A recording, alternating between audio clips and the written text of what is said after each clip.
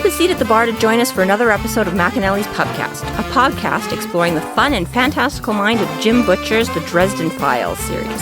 Hosts Tanzan, Jess, and Maggie bring you another round of literary analysis on this immense, immersive, and colorful environment inhabited by Harry Dresden, the world's only licensed private investigator and professional wizard. Join an active and engaged community of new and die-hard dedicated fans focused on the fabulous themes, theories, characters, context, lore, and more. This is McAnally's Dresden Files Pubcast by Free Flow Rambling. Conjure by it at your own risk.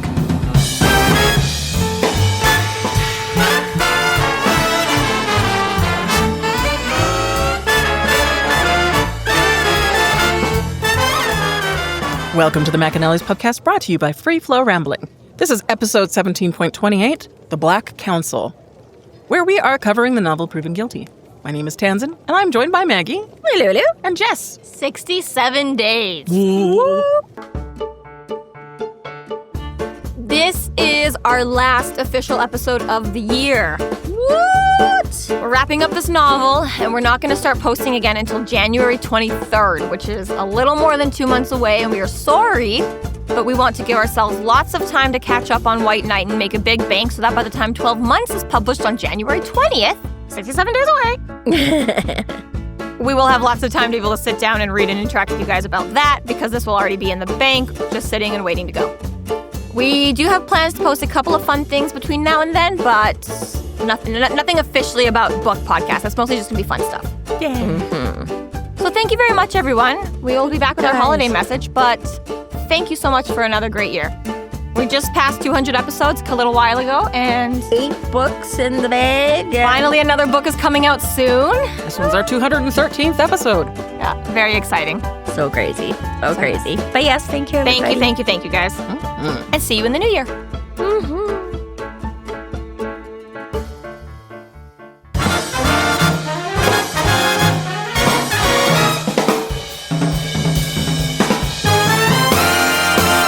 Thank you to our Patreon subscribers for your generous support. It's people like you who help us do what we do. If you're not yet a Patreon subscriber, sign up today and get a fuck ton of bonus content, kick-ass merch, behind-the-scenes outtakes, and more. Sign up today at patreon.com/freeflowrambling.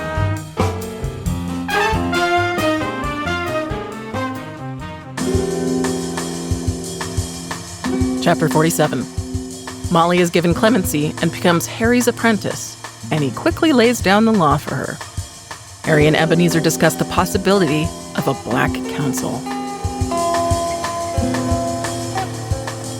Now, I was going through the Dresden Files RPG, and I came across something that had been not on any of our radar when we did this entire book. It was apparently on Jim Butcher's radar, because he's the one who fucking gave the go-ahead for the RPG, so I suppose maybe he got annoyed nobody pointed it out or something like that, and he's like, we gotta write this down for the fans, these motherfuckers. Oh no. Sandra has a page in the RPG. Sandra being the woman from Sandra Marlin. The organizer? Sandra Marlin. Exactly. Yeah. And Harry Dresden has drawn the connection here that she, A, possibly had a connection with the food blood bank place that Mavra's minions had infiltrated, but possibly due to her involvement with Nelson and Rosie.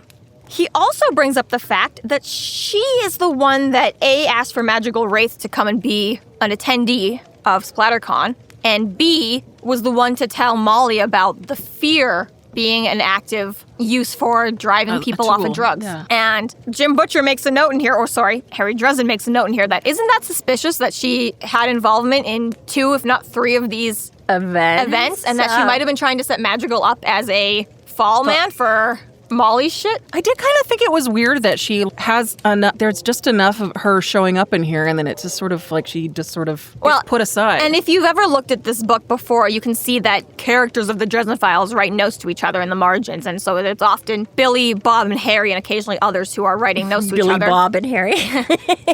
Billy, the werewolf, Bob the skull, Harry the wizard, are going Tom, Dick, or Harry back and forth in the notes, and they bring up the fact in the notes. Don't you think it's weird? And yeah, I tried to look her up again since then, and I can't find her. She's gone totally AWOL since SplatterCon. That's insane. No, I never. I honestly, and it annoys me when I do this, because, again, there are some, obviously, there are throwaway characters in there. You can't have a convention. The red herring characters. Well, not even just the red herring, but, you can't have a convention without people in it, right? So, and I remember doing this once or twice with Buffy stuff, too. Things that I totally looked at just like a throwaway. I'm like, they're in high school. They have to interact with somebody. It's Willow's lines or Buffy's lines or Xander's lines that are important, not the person they're talking to or whatever. And then at some point that, be like, oh, that person was the, right? And so usually, yeah, lots of times you can get suddenly when there's suddenly somebody new pops up. Oh, obviously this is going to have relevance to you, right? But there's the odd time where they are just seen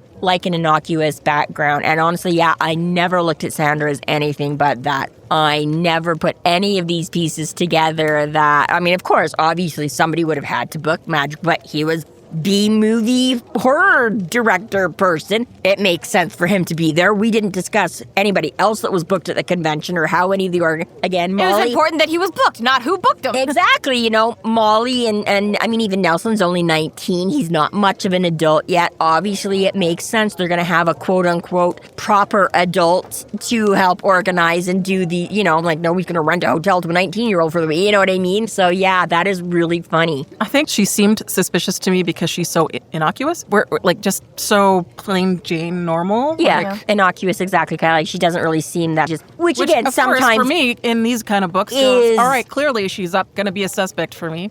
Yeah. Because she seems normal. Yeah, and a lot of times they'll same thing. I'll pick on those people where like, oh, well, obviously now this is going to come out but well, like you said with the Buffy thing, like the trio, for example, trying to be like the biggest bad guys of later seasons, and it's like they were literally just losers at high school. Yeah. Jonathan and the other two morons. God. I can see their faces. Yeah, I can see their faces, but I can only remember Jonathan's One of them gets name. flayed, right? Yeah. Andrew. It is, but it's going to... Yeah. Andrew and Warren. Warren is correct. Thank you. The troika or whatever, the trio. So that is kind of funky. I am so sorry Interesting, to though, right? that. Yeah. And especially since so many of the other things that you're bringing up here, all the conspiracy theories and the, laying the groundwork and the foreshadowing, and that was a big one. I was like, never once in all this time ever looked twice at Sandra. I was just, all right. She's the talking head. I was just going through the index, and I saw she had a page, and I was like, that's weird. Why does she get a page? And then I went to the page, and I said, nothing. What the fuck? Yeah. That is totally crazy. Yeah. Oh, yeah. It's good that you have that book for reference. I guess. It's good that the index covers for all three books. Because I was not in this book even. I was in the other book looking at the other index, and it had an index for this book. And I was like, wait, what? Cool. Yeah, right? Thanks for being so organized, guys. Right? Whew. This world is deeper than we know. So much. That's crazy. Well, now I'm going to have to take a second look at Sandra. I'll read the whole book again. Reevaluate everything from... I'll come back to it in about a decade. I was so frustrated. I literally just read this yesterday, and I was like, why didn't I read this weeks ago? What the fuck? Well, better now than next book. Yeah, I guess so. Be like, oh, shit. So, by the way... We're still in this book. I've never done that before. Never. None of us. That's okay. I can't remember if this ended up being our own discussion, but when we were talking about who was at Harry's trial, did we discuss that fully in episode? Yeah, we did. Our memory is so destroyed. Light spoiler there. Yeah, it's literally in this chapter that week. So I was like, no. And that is I'm good for about a month and a half. But this is the problem. Maybe 2. Yeah. This is the problem sometimes with having reread them so many. Again, certain things, big things, I'm like, oh, that was this book, that didn't happen. But again, some of these smaller details, I do start to blur together and don't remember. Yeah, we accidentally spoiled this chapter a little early. bit. Yeah. So again, I didn't know they didn't discuss it already. I thought they had already gone over that. Right, exactly. Yeah, I remember us doing that. Oh, so yeah, I do feel bad because sorry for anybody that but again, I'm like, in this grand scope of things, not the biggest spoilers. So all three of us tried not to read ahead. It was right here. If they got to chapter 46, you know that they went on to chapter 47. I don't think we really. They wait for us, Tanzan. They wait for us. Some do, yeah. Oh, some man. read as we cover it. Oh, wait, I remember discussing this, but I think we goofed a little. Okay, so that was on. C'est la vie. So speaking of chapter 47, Molly is officially granted clemency under the Doom of Damocles. Oh, it's been and so long. becomes Harry's apprentice. Like 8 books, which is equivalent to like 8 years. You got out of it for a little while, Harry. Now you're just back in. Yeah, I love when Michael's trying to, what does that mean? What does that mean? Harry's like, I don't know. I've never been on this side of it before. Yeah, it's like, so how do you be an apprentice? What are you responsible for? I don't fucking know. Technically, Harry was apprenticeship. To Des Moines. No, but he was adopted when he was 12 or 11. Yeah. And then 5 or 6 years with Des Moines. And then 2 years with Ebenezer, because he says when he was 18, he left and eventually ended up in Chicago. Yeah. So only from 16 to 18 with Ebenezer. So overall, he had only 7-ish years as an apprenticeship, which is wizarding school time. I was literally just going to say. Apparently what was Apparently that's the average. 11 to 17, 18. Yeah. So who knows how long it's going to take to get Molly under control. But seeing as how Molly's already significantly older, there might be a little bit more speed. Because there's less of wrangling a 10-year-old to do anything. Yeah. It was interesting. I was kind of thinking about this same thing. Harry was like, well, Harry was only in it. Because again, they're talking and he's like, well, how long? And he's like, as long as it takes. Well, dude, you were cut loose at like 18. You had 2. And then I was like, oh, no, wait, I guess. But he's clever. Well, yeah, but I was like, Des Moines had started his training. Yeah, that's right. He was being trained to be a thrall, but he was also being trained to be an apprentice. I have a quick question. So when Harry went through his trial and he gets put under his own doom of Damocles and he's cleared. So the White Council now does acknowledge and know that Des Moines was a baddie and not actually what he was pretending to be, which was a warden? That's a great question. That's kind of almost not been addressed. It has not really been addressed. Because it's a little bit implied because Harry's not dead. It's not technically, it's both. It's, okay, we didn't think that you were killing Justin for no reason. But they also don't, post-condemn Justin either. Right. Because it sounds like there's when it's brought up that when they were trying to accuse Harry of having a hand in breaking into, what's his name, Simon or something, one of the White Council guys that... Simon Peter, the Archangel guy that got wiped out by the vampires? Because he was Des Moines' apprentice. They accuse him. But it doesn't really make him... They sort of talk about him in a way that didn't really make Justin sound like it... Yeah, they awful. Almost entirely removed Justin from the equation when they talk about Dresden. It's kind of neutral. They make him his own evil entity for no reason, even though Harry's whole point is, no. Des Moines was the evil one that I was protecting myself from. But Des Moines had a lot of friends in the Wardens who apparently didn't notice him going evil, and a lot of the crimes that Justin committed have still to this day not been proven. For example, Des Moines got Bob from the ashes of Kemmler's bullshit. Yeah. To which Dresden then returned to the ashes of Des Moines' bullshit and stole Bob back. So you don't go and steal Kemmler's shit because you're a good guy and keep it a secret because you're a good guy and hide it away because you're a good guy, right? Yeah. But nobody can know that because if Dresden tells anyone that, they're going to know that he has Bob. Right. So there's a couple of things like that where Dresden cannot even prove it. I suppose there's a certain amount because Justin was a warden that it got really just swept under the table because it makes the whole council look bad. That too. And they were his friends that they all trusted. So yeah, it's like, well, was our judgment wrong if we condemned Justin, that he was in our midst and we trusted him and he was a bad guy the whole time? So it's easier just to pretend like that never happened. We don't talk about it. Move on. But you're right. It's weird that it's literally never brought up by any of them that, Dresden went to war with a Black Council member and lived, and it's his fault. Yeah. Yeah, so they don't ever really 100%. And again, I think it was more because Harry was, again, not so much that you were right, he was wrong. Okay, yeah, you guys, I don't think he was sort of cleared, and then that shifted the blame that Des Moines was a bad guy. It was simply self-defense. That was all he got away with. They couldn't prove that it wasn't self-defense kind of a thing. So... What exactly, right? It doesn't necessarily mean that he had a whole big, long prior list of evil doing that now had to be addressed, right? It was just in that one moment, shit went down, and Harry was like, I didn't set out to premeditatively kill my, right? Came after me, and I defended myself, and they couldn't prove anything beyond that. So yeah, so like you say... His trial would have been so interesting to cover on its own short story. This is the problem, though. It was in Latin. Harry doesn't know it. You'll never know, yeah. Yeah. It would have been so convenient. I thought you meant Des Moines for a minute. I was like, that would have been a hell of a trial had we ever gotten there, but... That's also the point is, he said he should, right? Des Moines never got to make his own case, so they're like, well, how do we just believe some stupid 16-year-old that killed him? Which is probably be good because he would have definitely been... if he had managed to live somehow. Oh, he would have made sure Harry was executed in that trial. He would have been able to manipulate the fuck out of all of them. 100%. And that, yeah, exactly, because like you say, so again, his friends... Again, big question mark whether any of them were in cahoots with him or blinded to the fact, right? Like, I know Justin. There's no way, right? You could have had it go either way where people just trusted him because they thought he was such a good guy, or they knew he was the bad guy and they were okay with that, so they still would have supported him. It could have been, yeah. But yeah, no, I don't think, like I said, they made me vague. Because I think the whole thing with Simon was not, and I would have to sort of go back over that conversation again. But from my memory of it, I feel like he was just, Dumoulin wasn't necessarily implicated in anything then. They simply said Justin was... Yeah, it was pretty neutral, but it was like the passing on of knowledge. He was an apprentice of Simon, and you were apprentice. So, and that's why I asked, because that whole thing seems like every time they sort of bring him up outside, it's very neutral. It's not one way or the other. And that's the thing is that, I don't think the council, and like you say, I don't think, they don't acknowledge. Yeah, it could be that. Deny. And it could be that he tried and just never, or again, given what he went through, Harry just may not, like, there's no point in me even trying, you know what I mean? There's no point in me blaming him because everybody doesn't already believe me kind of a thing, so I'm just going to take my probation and shut the fuck up and not, until I can, maybe one day bring irrefutable proof, but yeah, whichever Part of way. that problem, too, though, is that it involved an outsider.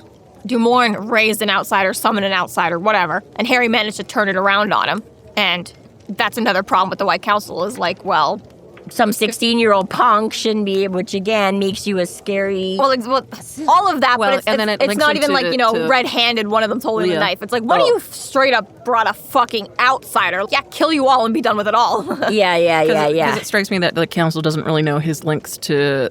Survive? To Leah alone. And that's kind of Leah thing, I think, is Harry only knows about that. Yeah, so he would have to fess up about that, too. And yes. The last several minutes went into very deep spoiler territory, so we're not even going to try to edit it nicely to cut it out. If you want to hear what happened, go to our Patreon. Otherwise...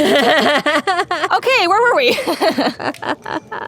So Harry is doing a little bit more reflecting on all that and how he should have eaten crow and given the Merlin some wiggle room, because now he's just started a whole new fight. Didn't quite handle that the best. Now I have to be a politician. Yeah, shit. Which is almost worse than anything else. Harry's like, all right, you and me, Molly, we're just going on the run. We're black now. I'd rather do that. I'd rather just be an all-out warlock than have to be a politician. Yeah, dealing with these guys sucks. Yeah, not good. But it is, that whole way. He's like, I gained the moral support of the whole council, but did it in such a way that a bridge. Yeah. A bridge that was already, it was a rope bridge. Yeah, right? So he's like, oh, yeah, okay, I see now. Which, fair, right? Hindsight 2020, all that. And there's this cool moment here where Harry says, I'm the one who called the conclave, so I had to make sure that food and medical attention and all sorts of things have been covered. And I wasted a lot of time that I had to go running around and doing that part. But I like that because it's good to see Harry in that leadership role and capable of actually doing his part and stuff. We didn't, it didn't dive into the whole thing. But all these wizards who just saw Harry basically stand up on stage, you're a little bitch, Merlin, I can do whatever I want. To see him also step up and, participate now in the way he's supposed to. 40-odd people with varying injuries have just dropped into our lap.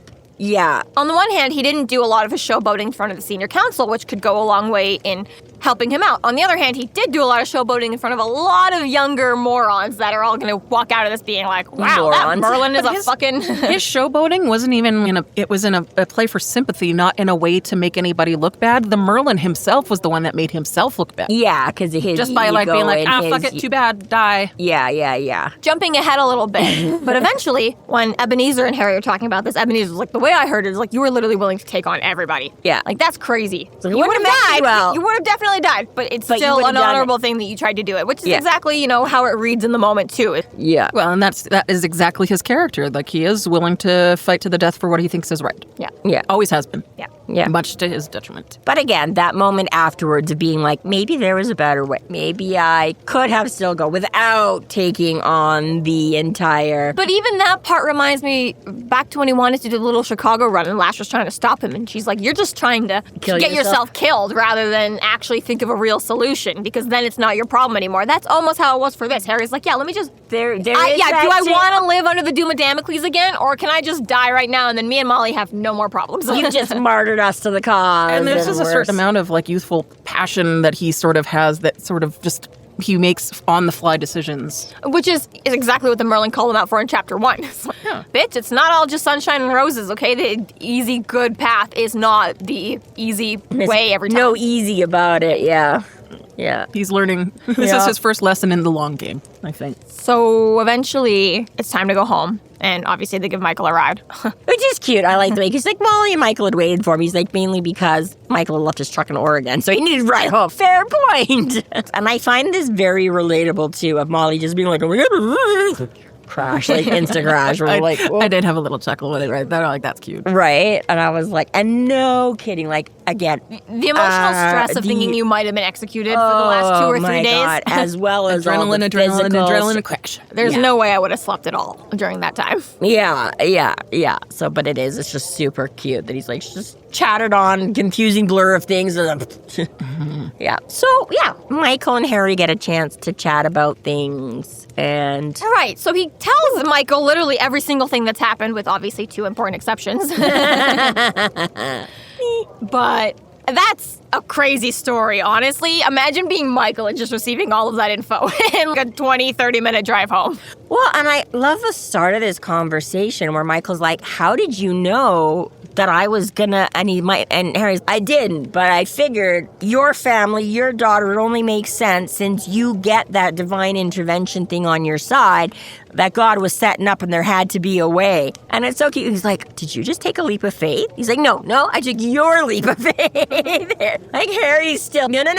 I don't. Faith by proxy. Right? It's interesting that I understand him not being more religious, and I guess it all depends on your definitions and whatever, right? Again, as in his discussion with Charity, where he says there's lots of gods that can, she's like, there's only, he's like, in deference with a little, so I'm like, I guess from that point of view, but it is slightly funny because obviously he's not a practicing Catholic, but you should still believe in God. I was going to say, you seem to have a pretty solid handle that you don't dispute that this omnipotent sort of whole, right? It is almost kind of funny that he seems sort of, at the very least, agnostic, if not sort of, you know what I mean? And again, maybe it's because, like you say, the fairy queens are just about on the same level of power. So from your perspective, I guess, what's the difference in a way? But the Muslims and the Jewish and the Christians, they all believe in the same one God. So it'd be really funny if Harry was just like, yeah, but not your way, Michael. I think you're wrong. Yeah. It's all like there is one God. Slightly different spin on what that is and until who that you can tell me exactly which one of them got it right. Exactly. But all of that is just really kind of a cool thing. And I love how Michael sort of spins it back to him a bit that it was, well, maybe it wasn't about me saving her and me being like, yeah, that's kind of what happened, but maybe God was putting,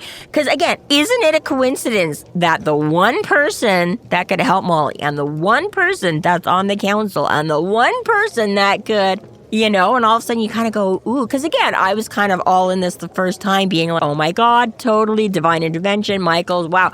And then as he starts to, I was, oh. But the other thing that he also brings up, which I really appreciate, really liked reading, is when Michael says, Harry, God does protect us from harm. It's part of what I and my brothers in arms are tasked to do, but he's a great deal less involved in protecting us from the consequences of our choices. That too. I think that's a really important. It is, right? So the innocent, he may set up that, Exactly. If you're an innocent bystander in the path of the Denarians or whatever, to make the good choice. We're maybe going to swoop in and just yank you out because you had no idea what you were. But again, right? I think that's most proven by Michael when he goes to do a mission from God. He doesn't come home destroyed. When he goes to do a mission for Harry, he gets fucked up about it. Yeah, exactly. Which is not to say, they never sustain anything because, book 5 was kind of harsh. Michael had some issues in that book too, but exactly less so.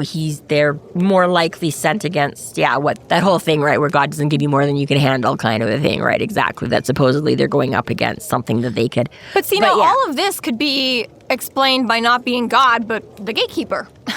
Maybe he saw all of this and he's the one who made the chips fall the way they did. Because if he can mess around and see into time and send these cryptic messages backwards, but he could also be considered a tool of God as well. And if he's, my God, where does it end? that he's been given. This is his power. It's so nice to be an omnipresent being. You can just actually, it's all me. Omniscient. Actually. Actually, every good thing you ever did. Every good thing, every bad doesn't matter. You can all link it back to whatever way you want to spin it. You can make it. Yeah. Good job. but really. Yeah. I mean, I think in Carrie's case, it's probably more likely that it's the gatekeeper. That's what I mean, though, is Michael. He is probably pretty accurate saying that the faith actually, because of the setup of what Michael has, that he can also rely on that working as well. Yeah. Just through proxy. Oh, the strings and the theories and the little threads of time and space and fate and right? Who's pulling what? Is Exactly. anybody How old are you, responsible for anything? Is everyone responsible for it? Yes. It really more ends up being a theological sort of discussion instead of like actual, yes, it was God that did it. I think that's why I really like that he does bring up there are consequences to these choices too. Yeah. Hello, Mr. Consequences. Yeah, right? So your life's not going great. But again, and we do bring up that part where Harry does bring up, hey, so, last year when I was dealing with one of these assholes, I thought this would be a great time and nobody showed up, and it is a little bit of can I get that direct? Because again, Harry's, I'm out here trying to do my best. I was trying to stop a whole apocalyptic kind of a thing. And I'm buds with you. I'm now buds with Sonia and had made buds with Sharon. Does that not count for something? I'll wait in on your guys' thing. And God's like, yeah, he's good. Yeah, exactly. Got this. So again, I'm like, I can kind of see Harry being a little, you're right. And what you've got right now looking at that seems like a big oversight. That seems like really this wouldn't have been a time to, so I get a little bit that, not quite resentment, but sort of again, it's nobody comes to save me. I kind of have to get myself out of these situations. And he says he had a little bit of help. I mean, he says that all the time when he's got Murphy and Thomas and stuff like that, right? When I figured for sure, oh yeah, you're one of those guys. They're coming for you. And it was your guys didn't come. Fuck. So yes, and he checks in about Charity and Molly too. And he's like, oh yeah, I got them to reconcile. Satisfied. And Michael was like, oh my God, what? I did it. Mm-hmm. Yeah. You wanted him to sit down and talk? You got him to sit down and talk. What was the big deal? Yeah. Sorry, you're complaining about Michael. But yeah, I just love Michael. They cry. So he's like, okay, they're on polite terms at least. They maybe haven't. But I just love kind of Michael's genuine reaction to that. I was like, oh my God, that's even more amazing than the other shit you just pulled off. Saving your newbie wardens and putting down, that's all in a day's home is good. Yeah, right. I specifically gave you an impossible task so that you would have to be forced to come to Thanksgiving and Christmas and work on this for a couple of years, and you solved it in 2 days? Yeah, for fuck's sake. As someone coming from a large household where there was fighting and my dad was very much that person, you guys please just fucking figure this shit out and don't, and it was kind of funny. I could very much appreciate this whole thing. Sometimes when Michael talks, you spend way too much time with Fort Hill. Yeah. Yes. Why they get along so good. Why they're buds. Just stealing each other's lines. Yeah. And again, we get a little bit of a Harry, just let's sweep this under the rug real fast. 'Cause Michael is, wow, I can't believe Molly's got magical powers. And I can't believe I ever saw that for the last couple of years. And it's so weird because isn't that usually passed down? And yeah, but not necessarily so. How about them Jays, hey? And it's just it doesn't have to be anything. Why the Jays? Because that's what I always say, and also it is relevant in the moment. Just sad. Yeah, well, They do sort of move on because Michael actually picks up the let's talk conversation from when he had left, that anxiety-inducing moment. Yeah, I wanted to talk shop. Remember that? Let's do that. Michael asks if he found a candidate for Fidelicius, which he hasn't, and then shares that he found out that the White Council has been the custodian once prior. And it just so happens it was the original Merlin. No, Harry, not Merlin. And the cool little bits of information that we get because of this moment, right, finding out just being able to the sword weave it might actually be not sword. I just want me stick it, and even more so, I think now. But again, this is 2009? I think the copyright on the book or whatever. And he's want me to shove it on the White House lawn. He's oh God, no. And I'm especially in this day and age. I'm I don't know if that'd be better or no. Let's not give that there too. But yes, exactly. It's such a cool little nod to, again, bringing in other, historical, mythological, whatever that already exists in added lore, right? And I do also, I always got a little thrill when it's done when, things like Stargate or this or that, where they, Bill and Ted's Excellent Adventure, when they somehow, bring a thread of of history that's already there and give you some explanation for it, that it was actually, this or that, or Buffy with her vampiric Prussian generals or something like that in Rasputin. It's like, yeah. But yeah, I love those little nods. So Harry also says, though, he might not have time to work on this. I'm willing to look into it for you, Michael, but it might take me some time because especially now that I've pissed off the Merlin, I'm expecting to be sent to war a little more often. Yeah, he's like, I was expecting on shooting missions and on the front lines, and he's like, Which, to be fair, Warcry was actually one of those such missions that he actually had to go and do on behalf of the war right now. Yes. Right, so we know he is actually receiving the odd detail now and then, but... Yes, he's not, but... Perhaps that's going to pick up. But, and it is amazing, because I know we were kind of talking about this before. He started a war and he never has to go do shit. It's true. But then again, also, I suppose Harry was made sort of a regional director of his area, right? They're like, you're not going to have anybody under you. We're not spared. But so I was like, you know what? I guess in all fairness, that does make a little bit of sense that he's not necessarily sent out so much because they're like, we've given you this chunk. Yeah. You've got like this state to look after kind of a thing. And in all fairness, a lot of shit goes on here because you keep sticking your nose. And so maybe there is a little bit of fairness in that. Okay, he is kind of, and like you say, he is given other things. It's not like he never. So I was like, maybe it's not like he hasn't had to do anything since the war started or since he became a warden. It's just most of that is happening off screen. But I already am doing that.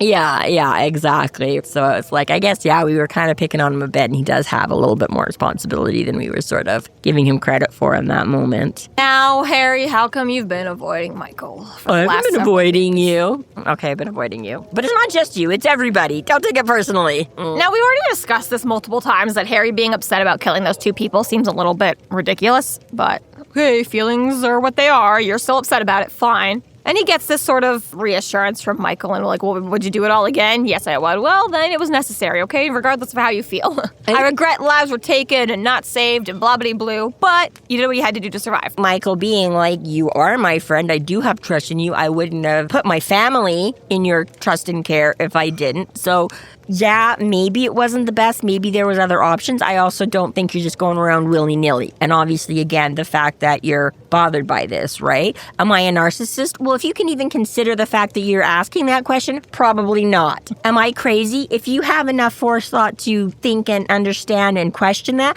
then you're probably not, right? If I'm stupid. Right? Exactly. If you're questioning that, you probably have enough intelligence to know that you're right. So yeah, it's one of those kinds of things. So yeah, again, so it is kind of a nice touch there. And I think having it explained a little bit more, again, in Quintus Cassius's sake, a bit of a mixed bag. On the one hand, you're right. Yeah, he said he was subdued, he was down, and I still ordered Mouse to just go ahead and fucking kill him. It couldn't, right? It was not in the moment of the battle right then. So that one I can see a little bit. You're right. You did make more of a conscious, quote-unquote, premeditated, but right? Still, Harry let him live the first time, and he came back. And I was going to say, he still was a very not nice person. Well, Harry did walk away and leave him the first time. He did. He came back sort of warned with him. a vengeance. Yeah, and exactly, right. So he had warned him. Continued, had he lived again. And that's the thing. Even though he didn't have the coin, right, all of that, the second time around, was done in the name of wanting to get back into that, right? So obviously there was no repentance in Cassius and that. I don't like this bullshit living that's hard and painful. I want to go back and be immortally corrupt. Harry fucking made the threat. If I ever see you again, I'm gonna fucking kill you. Okay, well, he showed up again. Yeah, so time to die. So again, right, I'm like, obviously we feel it's fully justified, and obviously for Harry to be kind of the hero, he has to have enough justification. So we're like, of course, Harry, that's why you're there. We don't actually get to go around and kill people in real life, but everybody on TV and the movies gets to actually, carry out our justice for us when we can't. So I get it. But the corpse taker, too, that one, she wasn't a good, again, she was inhabiting the body of, but that person still, Lucio still exists. So I have less comprehension on why that one, he's like, I just shot her in the back of the, I'm like, yes, because that was the evil person. She was a serial killer. Her consciousness in that one day, she killed the fucking scientist. They all would have been dead, had he not done that, I was going to say, how less than 30 minutes. How is that any different from any of the other vampires and demons? And I'm like, that one does bother me. Probably because of the familiar face. And maybe that's the only thing, but even still, you think Harry, with all that he's dealt with, would be able to rationalize that a little bit more and be like, it wasn't loot. You know what I mean? That's why I take it to be Jim Butcher just trying so hard to make his good guy seem like a good guy because he's like repentant about death. But these two people absolutely deserve to die. Yeah. You live in a world where murder is happening. These are the solutions then, okay? Yeah. But yeah, I just fucking, I don't know. His inability to accept that is strange and weird. Because even Michael, I could understand. The whole point is to get people to repent and stop being bad guys. I get that. That's not Harry's world. Hit first and hit fast and hit hard before they fucking get you. Yeah, I was going to say Harry is definitely less overall. I mean, again, yeah, he's not in favor of taking lives, but he's more like this, where exactly Michael, from his religious point of view, be like, every life is valuable, every death is a loss, no matter what. Yeah, whereas exactly Harry's like, no, some people fucking deserve to die. Exactly that. So it is interesting that exactly that these are ones. I think Harry did need to hear it from Michael, though, because I know that, like, when he had that conversation with Murphy, there wasn't a lot of solid resolution there. Yeah. It's two different people, though. Michael is just one of those people, you know. He's got 20-ish years on Harry. He's a little bit more of a sturdy and steadying force, and he's got the experience, and he's seen a lot. Not that Murphy hasn't, but it is just a little bit of that almost father figure, in a way, stepping in to just be like, be the one to be like, you know what? Michael being that position, that exactly, if Michael says it's okay, it's okay. Murphy is just as flawed and subject to mortal foibles and flaws that Harry is, right? Whereas, like, Michael almost never makes those kinds of mistakes, right? So I think that's the thing, right? It's the difference between, you know, your partner in crime saying, yeah, no, sure, it's fine, we did it, and having somebody look up to you like your mother or your priest, or somebody being like, no, you that was the right thing in that, right? Because you're like, well, sure, you're always going to agree with me because you were right there with me. So if you say I was wrong, you have to be wrong too, you know, kind of a thing, right? Whereas exactly Michael is that higher standard to which, right? So even though Murphy can be like, but again, right, I'm like, well, Murphy's a cop. There's times where she's like, you got to put the bad guy down, right? I can definitely see that being a factor in it. But yeah, it's still... That's a way to put it to bed. Yeah, but whatever. But anyways, none of that even matters because Harry has something worse to say. Yeah, which is great. I love how he specifically starts this conversation with, I still can't. Okay, I know I've been avoiding him so he wouldn't find out. He's noticed I've avoided him. So he kind of goes with the side, but because of the response he gets anyways, and because it's Michael's still sort of unfailing loyalty and faith in him, you know, that it gives Harry the courage, the power, the guilt, whatever, to actually and be like, okay, like 2 minutes ago, I was still totally actively avoiding this. And now I have to. And the response, did anybody else see that coming the first time they read this? Yeah, I know. Yeah, come on. I don't think I really saw it coming either. I figured Harry's going to have to tell him, like, you know, I'm all 100% believing that Michael will be Michael's okay. Not going to execute. Michael's not going to execute. There's going to be, they'll find a reason. But yeah, I do not think the first time around that I was expecting Michael to go, yeah, I know. I can't remember my reaction to this part. Yeah, I don't remember specifically, but I do remember, I think I was, I did not. Surely blown away. Yeah. I did not see him being like, I was taking the garbage out, dude. I saw everything. And it's just one of those things where I'm like... It's kind of funny, though, because he is surprised that he didn't actually take up the coin, though. That he just put it, like, that part he's actually surprised. He's assumed that Harry's had the coin for, like, this last couple of years. And still trusted him around his family. And, I mean, and that you can say, because towards the end of this conversation, if I ever see you change, though, I will come for you, kind of a thing, right? So you're like, okay, so he has been watching and keeping notes. To a degree, much as you, I mean, obviously you haven't been around, but exactly, he's like, he knows you didn't, he knows... He might have been doing the Batman in the night, watching his house. Maybe he has somewhat more, so you're right, that's fair. But again, right, just sort of keeping tabs on that moral thermometer kind of a thing, right? That exactly, he's like, I've still seen you out there fighting the good fight, doing the thing.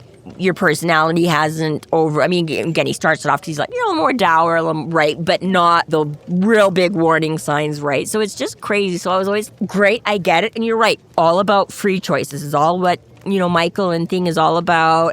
But part of me, and part of me is just like, like, but you never, like, you know, my part of me's like, I get you were waiting to see if he would come to you, and that's a partial measure of, is he going to be honest, or is he going to, but also the fact that I was like, you took this long, like, yeah, I was like, I don't know, give it like a week or a month or something, you would have been like, Mary, yeah, it's just like, part of me is just like, it's crazy that you just let it go. It makes you feel so good that he's been sending these invitations out this whole time, knowing that and giving the space to come forward and be also, a part. And also that double-edged knife of it being that much more heartbreaking, because Harry's been avoiding it for a reason he didn't have to. Yeah. He didn't have to separate himself from all that. Hindsight's 2020. Exactly, right? But that's what I mean. It's like, at first you're like, oh, it sucks, because you're like, but I understand he doesn't want Michael. And then you're like, Michael knew all along. So it's like, even less reason for you to put yourself through all that. So even going back to that book, when he picks up that coin, Harry says, like, I made my goodbyes quickly and ran out of there. And, you know, Michael was there in the corner the whole time just being like, okay. So one of the things that Michael does suggest, which is just a little bit too far beyond what Harry is willing to do, is to give up the coin willingly along with his magic, to which the appropriate response is, fuck that. No. That's a crazy, crazy solution. The only way to get rid of the shadow whispering to you is to fully walk away from magic completely. That's not fair. Well, like, being a wizard is legitimately his identity. Like, it's fully ingrained. Yes. And you want him to give that up, who he is. Michael, you weren't here, but we went through this fucking parable already, okay? Well, and it is interesting because I think Michael does have a valid point to a degree, right? So yeah, so he's kind of surprised to find out, like you say, that Harry hasn't actually fully taken up, which is one thing. But he's like, in order to, so you not only do you have to release the coin of your own will, but then exactly just don't use it, because and I get it to a degree, because that's where the tempting is, right? Because he calls out Ray, he's like, oh, I bet she's appeared to you as a pretty young girl, and she's telling you how much she can improve your magic and make you do more with that thing that you love and hold as your entire identity, right? That's what she's going on, because she knows that's what. And Harry's like, well, yeah. So I do get to a degree. And I mean, I think in a very rough sense, you can equate it to an addict. If you've gotten to the point where drinking is a problem, drugs are a problem, your only way out is to essentially give it up for good. Very, very, very few people can get to that brink, come back, and then still be able to, at some point, start having, a glass of wine with friends or whatever, and not go right back, right? So I kind of I think it is somewhat of a valid argument. I get why Michael is saying that, because if you just keep going, one day eventually, and again, all these things that you face, you keep getting bigger and bigger challenges. So one day you are going to start rationalizing that you should have, could use that. And even if you've given up the coin, if you keep doing magic, some point you might become like Catchies. You might go looking for one of those coins. And God knows, Nicodemus would love to have you. So even if there isn't one readily available, Nick would probably make one available for you in a heartbeat if he thought that you were right. So I understand that from Harry's point of view and our point of view, we're like, what? No, you absolutely. But again, solely from his, I do understand to a point. Michael knows what a sacrifice that is. And that is, again, a lot of, Christianity and whatever is sacrifice for, he even says it, no greater love hath a man than to lay down his life for someone else, right? So he's like, you were willing to die for Molly. I can't even begin to thank you for that. And what a friend that makes you. What is 10 weeks before Easter? Like Lent? Yeah. Is that 10 weeks? Yeah, it's like 40 days. 40. Okay. Yeah. It'd be really funny if, Harry gets invited over and it's like, okay, what are you giving up, Harry? Probably magic, right? Yeah. Let's just try it for a month, right? Just for Lent. That is hilarious, because you're right, that is what a lot of people will do, will give up things like, say, drinking for Lent, or, the goodies and the treats. He's like, just for Lent, let's just try it. Like, just for fun. Yeah. You might really like just being a private investigator for real. Yeah. You won't know until you try. All right. It's kind of cheating that you use a tracking spell, actually.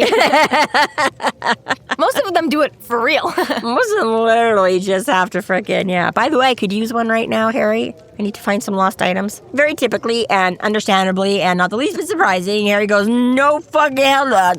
Heck. Yeah. And Michael's like, what do you mean? I mean, overall, you understand it all, and it's a relief that Michael has apparently known and forgiven, accepted Harry this whole time regardless of that. It feels really good. Hasn't immediately flipped until he's given him reason to And then flip. you also get this sort of, but if you ever do, I'll fucking kill you. And also, you should just walk away from it right now so that never comes to that point. You're also a little bit like, damn it, Michael, this is why we don't tell you things. A little bit. That age-old dilemma of, how do you handle this? Because they're not going to come to you with stuff if you... Right now, I just want to vent. I'm not looking for solutions. Right. This is a commiserate, oh, woe is me, not fix my problems, yeah.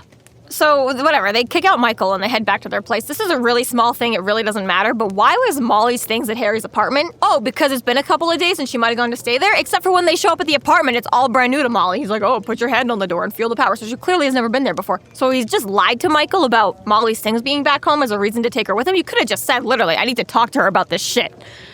It doesn't matter. It's just weird. I get. And I'm trying to think of the thing, like, how did that all go? Because she came to his hotel room, and then Charity and Fort Hill showed up to take her. And I'm trying to remember. I was like, oh, did she leave everything behind then? But I'm like, no, I vaguely feel like she scrambled to get her shit and then left or whatever, right? So then there was all...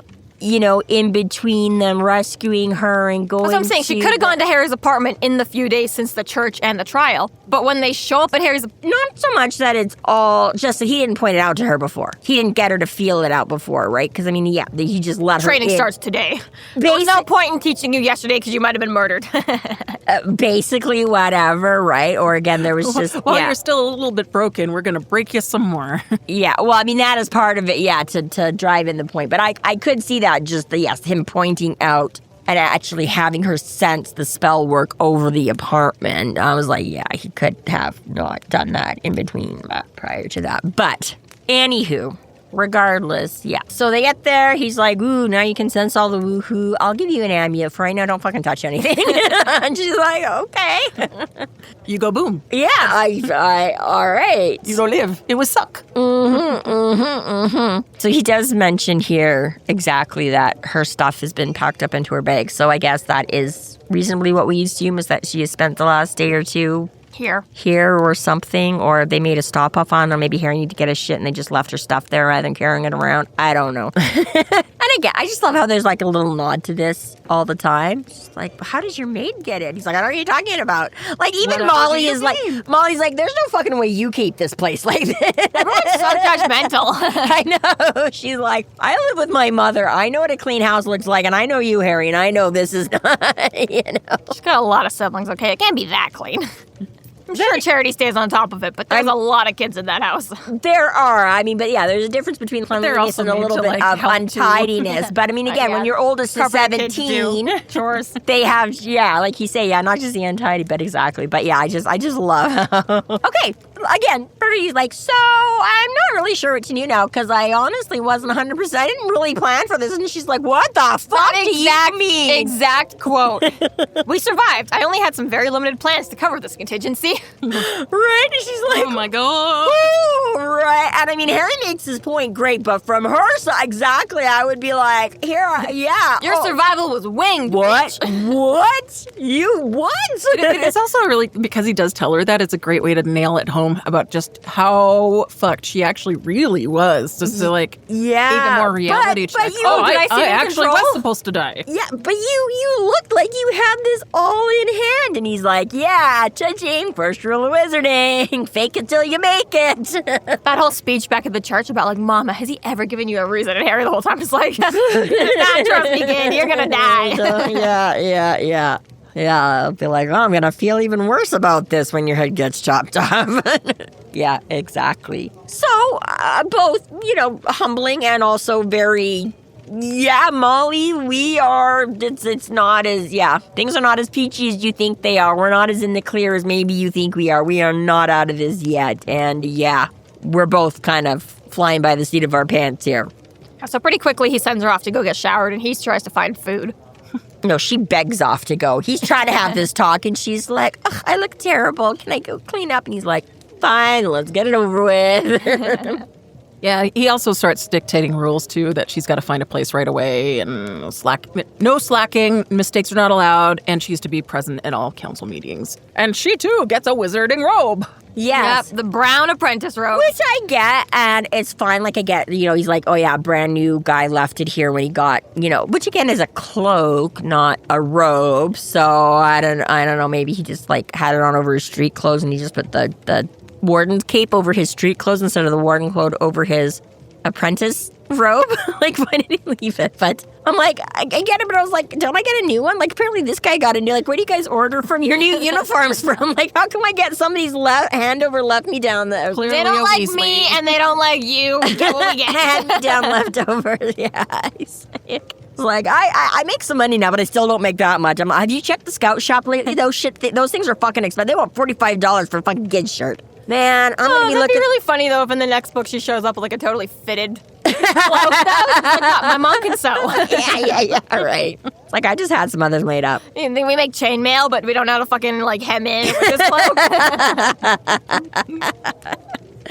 Right. Well, and we do because again, it may be coming up. I feel it's in a later book because right now all the bedrooms are full of kids. But a spoilery non-spoiler is that at another point Harry goes and Harry's got Charity has a whole sewing room. Yes. So it's confirmed there. Also, Harry's maid service made sure that cloak is clean, so it's fine. It basically is true. brand new. He had to dig it out of the back of his closet, but yeah, for sure they would have. The sewing room has been brought up. She has been in the sewing room already? Okay, I couldn't remember. I want to say Murphy was something with him. It was in the sewing room or something. I don't know. I just know at one point Harry's on a cot in there, and I'm like, it might even be in death masks or something because he gets the shit beat out of him pretty good in that one. And since he's working with Michael, he might be there for some of his. Not a spoiler. She does, but she sews. Yeah. There's a room. What is the word I'm trying to?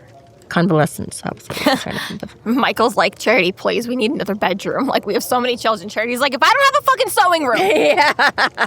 Now we know why. Okay, I need somewhere to retreat. Why is there an anvil in here?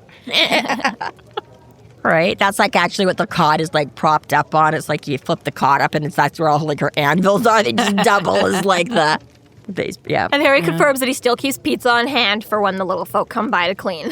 Very good job, Harry. Always bribing. See, like we're talking earlier about like your throwaway lines, right? This is a really cute way for Harry to be like, so yeah, in case anybody forgot, I've got them and they come in. And again, as you mentioned before, sometimes they left like a whole entire fucking pantry full of Fruit Loops. And, but yeah, they always, right? I got lots of ice in my icebox because they always make sure. Fairies are always coming by and we're totally best buds. Yeah, but not even just that, but like a throwaway line just about like that's what you think it's all referring to is just sort of that. And like, exactly, like they also make sure to keep it stocked with frozen pizza, which I make sure to constantly leave around and thereby bribe them, right? But it's not until like a step or two later where you realize the whole point of that was him getting the ice from the ice. But again, not to make it so slapped in the face, right? He's like couching it and all this sort of like, oh yeah, fairies, I have a thing. And you're like, oh, I get the real reason why you were going over there to...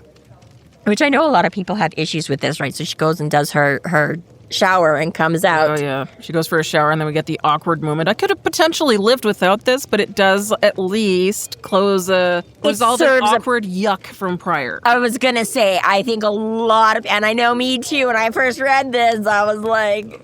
And you kind of get the payoff where you're like... It was long, I think. Like, too long. It just leaves you hanging there. Get on your knees. Shut the fuck up. Oh, okay. Whew. Yeah, right? Like, it really does a whole... Yeah. And I know, again, if you get... And I haven't really gotten into it all because I don't do that with book stuff as much as I do. But yeah, exactly. I know there are... all the people out there that are so grossed out by anything to do with Harry and Molly, and those that are like, I think it would be great in the end if they, but this definitely not that moment, and even a little bit where he's like, I was faintly disgusted with myself. I'm like, only faintly? I'm like, I don't know, I get what you're saying, because again, he knows what he's gonna do, so I was like, maybe it's all, but yeah, I just, especially women, a female demographic who reads the first book and they can't get past it because they think Harry's such a pig in that first book and they're like, I can't even deal with this, like, he's gross, I don't want to read. And I'm like, please, there are reasons to stop reading. End of book 8.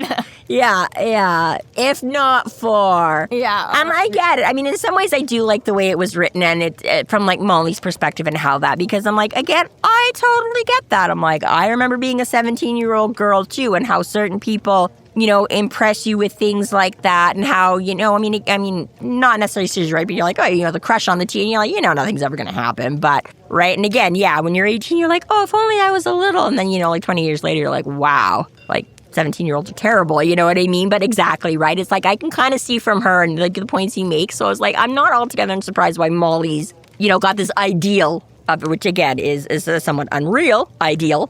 But your dad's friend, and I've saved the world, and I'm so fucking cool. Like, I totally get it. I am such a catch. Yeah. From an idealized teenager's point of view. Even better than he started out the conversation 5 minutes before her shower being like, didn't know what the fuck I was doing. I'm not that cool, and we almost both died. yeah, exactly. Let me start breaking myself down immediately. And even that, because wasn't it the conversation with Murphy where he's like, it's not like that, and Murphy's like, or no. Yeah, coming out of the elevator? You deserve that. Sorry, which one that pointed him out to him that he just shows up every once in a while, acts really cool, and then takes off again? Is it Murphy or Fort Hill? Charity brings that up kind of too. Like, she has a brief point on... Is it Charity the one that says he's... Because she's frustrated because she's like, and you come along, and you're all cool with your magic. Yeah. I don't want her to be into that. Yeah. I was going to say it was which one, because I thought they were... See, I remember some things. Yeah, you do. Huh. Yeah, you do. You do. We know you do. I was just thinking somebody, because I feel like Murphy does address that. She's like crushing on him or something like that. So Molly tries to pull the holes. Even the start of this conversation, you looked into me. It just, it's so right? weird. Isn't it just like so cringy? And it's just like, you're hungry. I think it's funny because for Molly, this was her first time doing the soul gaze, and it was a totally big thing and emotional on her. Meanwhile, we've got Harry being like, I do that literally every week. I do that at least once a month. You're not special. I stare into the soul of a lot of things I shouldn't. Yeah, there probably was quite a bit of an intimacy from her point of view. Sure, yeah. She's never seen somebody in a true form. And just a little while ago, Michael was all, oh, let me guess how Lash appeared. A young woman offering you power. Oh, yeah. I'm so shocked, right? And it's almost the exact same thing. Whatever Molly saw, I'm sure, was some powerful being in Harry, holding the line. But it's also interesting because, again, yeah, exactly that. Because Harry has said multiple times, don't know what people see. At least one person passed out. A lot of people are shook. But yeah, some people are downright afraid. Yeah, and I do think that they're not seeing the same thing. I also think every person is also seeing something. A little bit, or like you say, the interpretation of a little bit of it. Absolutely. But yeah, that Molly is like all that pain, all that, but you're so kind and stuff, right? Yeah. Too. Like, I'm like, I think that is very... a kind and gentle person, but lonely and hungry. Yeah, and I think that is very... Because again, even Harry is, right, the more these books progress, Harry is like, how deep am I getting? How much of a monster, like how many bad decisions have I made that are going to start turning, right? Nobody starts out as the villain, right? How much of this is kind of like the soul gazes are influenced by what the viewer wants to kind of see? Because we see like how Harry is seeing Murphy, well, I guess that's the sight. Because she ends up getting, he hasn't soul gazed Murphy yet, yeah. But I mean, even that is still kind of depends on every user. Because when Harry looked, there's a bit of rose-colored glasses when it comes to... In the hospital room, when he looked at Murphy, he said the real Murphy was sitting neutral, but the sight Murphy was like looking at me and grinning and like producing light and whatever. I don't think Murphy's looking that way when she looks at somebody else. I think that is partially just... The only way Harry will see her is like when Harry's soul or interpretation on the other side looks at Harry. She's happier for it or something like that. Like that... They do love each other in some capacity, okay? Another wizard of the White Council isn't going to look at Murphy and see that. They do, but if I'm going to nitpick... She might see the avenging angel part of it, but not the whole... Like, I was going to say, if I'm going to nitpick on that particular point, I don't think Murphy was looking at him. I don't think she was looking at him. He literally says, like, the light pouring out of her, whatever. But I mean, that's part of it's this is how the brain interprets what it's seeing. So I kind of think that it might be a little bit like... It could be. But I think that's literally like Friends, though, There's lots of people on this planet that I can't fuck fucking stand and they all still somehow have friends. The whole world hasn't turned their back on them and be like, fuck this person. You look at somebody and you see the exact same thing, but another person's okay with it and another person isn't. I think, yeah, everybody, including the sight and the soul gazes, it meshes with you or it doesn't. Your interpretation is a good person or a bad person, holding the line or working against everything you're working for. Yeah, even as we mentioned for Demorne just earlier in this, right? You know, it's like, obviously lots of people didn't think he was a crazy whack job psychopath, you know, and we're like, there's the friends of him that supported him wouldn't have turned him in if they did, because obviously they, right? So like you say, there's... Yeah, Marcone and Molly might have seen the exact same thing, but Marcone is like, hey, you're killing all my friends. And Molly's like, oh my God, you killed all the bad guys. Like, yeah, exactly. That sort of, yeah, I think, yeah, definitely. Open to interpretation based off of all sorts of different voodoo magic. It's just that whatever it is, I guess we can ascertain is a truthful whatever. That is the main thing, that what you get from that in whatever form and whatever, because, yeah, like you say, different people, yeah. I just want to know how Molly, who later admits to being a virgin, still has this whole, like, seduction act down. I mean, not that she has it down. Harry even says, like, it's pretty fucking, like, you know, young and inexperienced, but still, I'm like, that's a lot of confidence, though, to come out of that bathroom and be like, I'm just gonna go for it. She's seen at least one porn. Yeah, right? Like... Well, and I mean, it's worked on 19-year-old like, Nelson. just watch this, okay? We'll just sit and watch it, okay? Yeah. And yes, I think exactly. It's mildly surprising because a lot of the sort of hints that you get up until now suggest that, again, she's left home, she's living with him, she's all upset about, you know, that exactly that it's conceivable that that's how far their relationship went. But at the same time, again, Molly is a woman in 2009. She's got, I mean, maybe not so much the last little while. She's had internet access for most of her life. Again, if she could go to the library and research magic, I'm sure she's read a few books, done a few things, and she has had. So I don't think it's completely... Really fucking scary manga. Really fucking scary mom. Like, again, even just to, like, spite her mom when she's pissed off about stuff, she's probably, you know, got a stack of Harlequins under her, some shit like that, where I'm like, yes and no. She hasn't gone so far, and again, because she's so inexperienced, but I was like, no, I can still see at 17 her thinking this is... I was like, I mean, again, this from the girl who once told me that, like, the Love Boutique or whatever it is was to... God, get over it. Right? Okay, you were 16, I think, at the time. So, trust me, by that age, you've figured out some things and you've made some preconceptions, whether you are well-versed in, Okay, fair enough. Okay, that's all I'm saying. It's NC-17, okay? 17-year-olds have a lot of shit to say. Oh, the internet was a mistake. Right? Right? Oh, Lordy. So that part I don't find particularly, what's the word I'm looking for? Surprising. Is surprising or, inaccurate or whatever. Yeah, I think, this sounds about right for a 17-year-old. This is what I'm going to do to be sexy. Lesson 1. This isn't going to happen.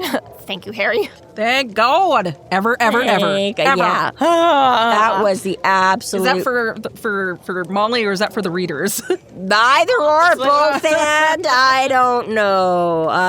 It's so annoying, though, because even in, like, just his, like, monologuing to himself as this scene is playing out, he's like, I told my loins to calm down. It's like, no, that shouldn't even need to be an option, you stupid fuck. Yes, I mean... You shouldn't need self-control in this, Harry. It should just already be an automatic no. It should be, but then again, not having a male body of my own and all the other stuff, you know what I mean? They do often talk about a certain amount of involuntary... No. Okay, but I'm like, she did just ditch the rope. Like, if it was just all of that, I'm like, she literally just stripped in front of him. I could have... It's still gross, but I could see just, yes, a flicker of automatic... It's uncomfortable enough. It didn't need to go there, It didn't need that extra step, and I still stand by it. It's just like a fraction too long, this scene.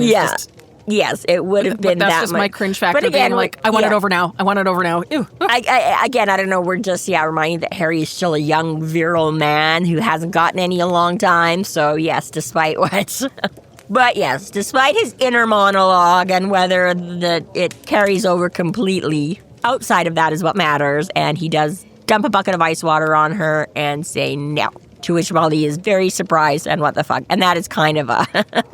And then he's like, give her a blanket and okay, kid, we're gonna, right? So, yeah, I think he definitely made his point. And again, the run through of all this sort of, right, then reinforcing the rules and things like that after what is and isn't going to happen. Even just, he's like, and do you think for a second that I can't make you, right? Because again, right, like, and again, 100%, as a once rebellious teenager, somebody who's got a bit of a stubborn streak, I can see that exactly. As he starts laying down the law, and he's like, I can see that flicker in her eye, where she's like, okay, well, we'll see, right? Like, again, involuntary or not, right? I'm like, I could totally see you getting, again, I'm like, I remember lots of rules, arguments, lectures from parents or teachers or whatever, where you're like, but where, he stomps on that real quick. I'm like, that's again, I'm like, that just is honestly a natural reaction for a 17-year-old, especially one who's been, right, she's been tasting those little bits of freedom and adulthood and branching out and doing her whole thing to now be told, right?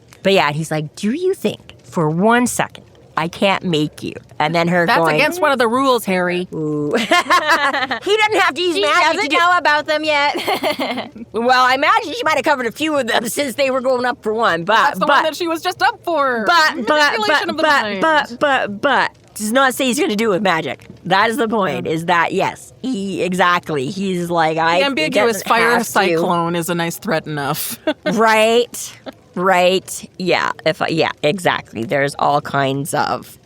So Molly actually starting to take, and even just all of this where he's like, there's going to be like homework and stuff. And she was like, homework? Like, and he basically sending is her back to the carpenters and having to be a good girl. And lessons are coming on like Fridays and Saturdays. So you're not going out partying and on dates. You're going to be here learning how to control yourself. And it's That's a rough new life. It is. It's a rough. Go from extreme freedom to absolute house control, basically. Yep. Yeah. Yeah, house arrest. Lockdown. Yeah. And I'm like, a little bit unfair, but I also get it, because he's like, okay, now get your coat. And she's like, where are we going? And he's like, I just looked at her. I was like, fuck, I would ask where we were going to. I know. That part to me is like, I was like, that's the part to me where I'm like, no fucking shit, Molly Rebel. Because if this is the household, with charity all the time too, I'd have been Audi 500. Like, 4,000. I do have to give credit to the little joke about him, like, be like, how she basically has to be a monk, and she's like, that too. where she can't even It's like not even any self-exploration. She's like, what? Why not? You'll go blind, and it leaves it at that. Like, wait, you're kidding, right? Yeah, I love it, right? Where it's like, he's like, I just want to deal with this shit, so. That is very funny. I'd be showing up blind. Idiot. Didn't need to know that. Fuck you, Harry. That's what's funny in this moment, is because he's added this magical element. And it's not like when our parents or whatever, were like, oh, you're going to grow hair on your palms, you're going to go all those things they tried to do. I'm like, God will hate you and you'll explode. She's literally in a state where she's like, I don't know if the magic will, right? Like, that's what's the beauty of it, is like, she's like, I honestly can't tell if he's just fucking with me, because literally, he makes a good point with the actual thing, like all the emotions and hormones. He's like, that's just not, but it is. It's like, oh, you mean little fucker. Now, some of this I can understand. If you actually come from a bad home and all these things, then getting out is the best thing. But if you're just being a rebellious teenager who's stupid as fuck, absolutely, you have to go back home and you have to live with your parents and you have to finish high school. That's ridiculous to do anything other than that. That's just... Yeah, and it is. It's such a beautiful thing when they get there, because she does finally politely be like, can I ask where we're going, And then she's like, oh, hell no. And he's like, oh, fucking hell, yes. Right? He's like, yeah, you would, and again, just the way he puts it, right? He's like, it's a house full of people that love you, okay? Yeah, if you can't handle that. Stop being a spoiled brat, and again, and not even just that, but he's like, you are going to be the most respectful daughter there's ever been. Nope. And if you're not, I'm going to find out, because I'm checking up on you all the time, and your parents will tell me, just like...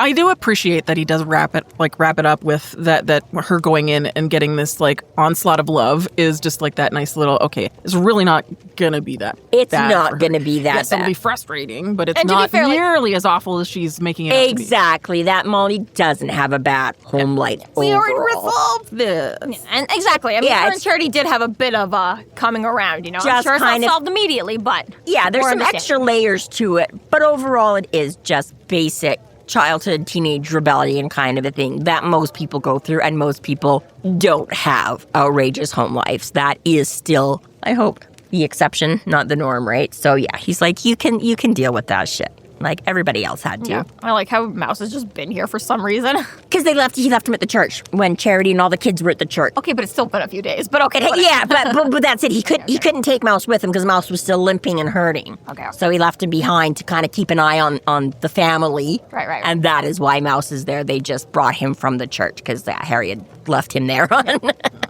Like, well, I guess we're taking you home for a couple of days. Like, I don't have enough to do with 6 children. Now I gotta look after Harry's dog. That fucking He's the size of a horse, and he's twice as much as my kids. But it's okay. Keeping your daughter from getting executed. I think you could feed a fucking dog and snake. That's the afterthought, Harry. I mean, You've got 100 children to take for a walk. I think you're good. Yeah, okay, fine, fair. But yes, and he's not gonna go anywhere in your house. Like, you're fine. I was gonna see. Better behave than half your children. Yeah, probably more so than exactly half of them at the ages they are at. Yeah, absolutely. Yeah, and even just he's like, you and your mom are more like than you know. She's like, no, we're not. I'm like, oh. Because every daughter doesn't want to. When you're fighting with your mom, it's because you guys are so alike. Fuck you, die, burn in hell. So the next day, Harry's trying to piece this all together with the help of Bob. Write down his case notes. Isn't this funny? I tell you, this is the first time where he specifically mentioned I was trying to get everything down before. Whoa, Harry, have you started keeping journals? Have you always been keeping case notes on what's been happening these last few years, Harry? Wow, that's a really good idea. So Yes. Bob was looking over Little Chicago, and he hadn't realized it at the time until it was fixed. But looking at it fixed, he realizes there'd been a massive problem. But the only way for somebody to have fixed this is to have been able to come into the house, gotten past my defenses, known it existed, known there was a problem, fixed the problem, and got out without any of us noticing. How the fuck does that happen? And not even just that, but yeah, the whole, like, would have had to known I had a secret basement, sub-basement laboratory. With a little Chicago in and it. that there was a project. So, yes. And I admit, the first time, because I had not done as much theory or research or any at all. So yeah, but now that we've brought up so much stuff, especially in these last couple of books, now that we're this much further ahead. Who do we think was in the basement? Oh, I just assumed Lashiel, when she was trying to stop him, just made the fix because he refused to listen to her, so she just did it. So that was my initial. Initially, I was like, oh, Lash must have done. And again, Harry's been through so much. Because again, it's like, well, but she has to do everything through him. And I was like, okay, maybe like, again, he was out of it enough, or she just kind of blocked it from his memory a little bit that exactly she facilitated this. And Bob also didn't notice?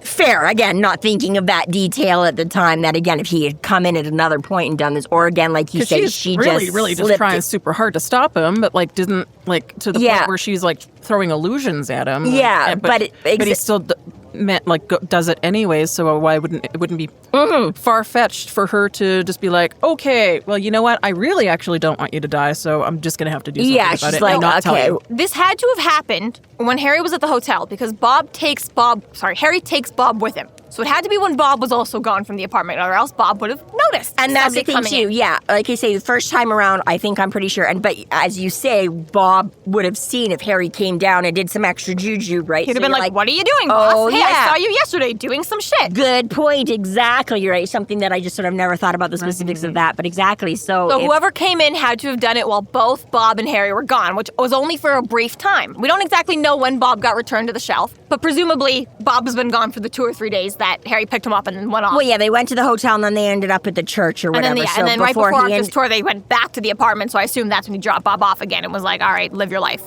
Yeah. So again, either, yes, Lashiel pulled some real mind magic. Which seems impossible because she needs Harry's body to do it. But that's what I mean. Harry's home. I know, block it from Harry, but then Bob would have noticed. But if Harry... Well, Bob was still out at the hotel or the church. If she made a whole complete, like, separate trip home that Harry knows nothing about. Right. But either way, yes, that's stretching it a little bit far, because we know that she's been able to hint that she's whispering at him. Like, so much easier to talk to when you're asleep. And he's like, what? Probably, I don't think weird sleepwalking. I don't think we're at the point yet where exactly with his alter ego, that Lashiel could completely block all of that from him, right? He does have defenses against, and he has. So yes, it makes it wasn't Thomas would have access, but that's not really his. Thomas is not magical at all. Thomas doesn't know about magic, doesn't know how to, he wouldn't have seen the problem, he wouldn't have known how to fix it, and he doesn't have, that's high level. He's not a conduit to, he's got very still, like, he can pop in and out of the never and maybe draw a circle. And Thomas can bring people in, as we've seen. He's brought many girls in, so he could have technically found another magic practitioner and brought them in. But what are Thomas's motivations then?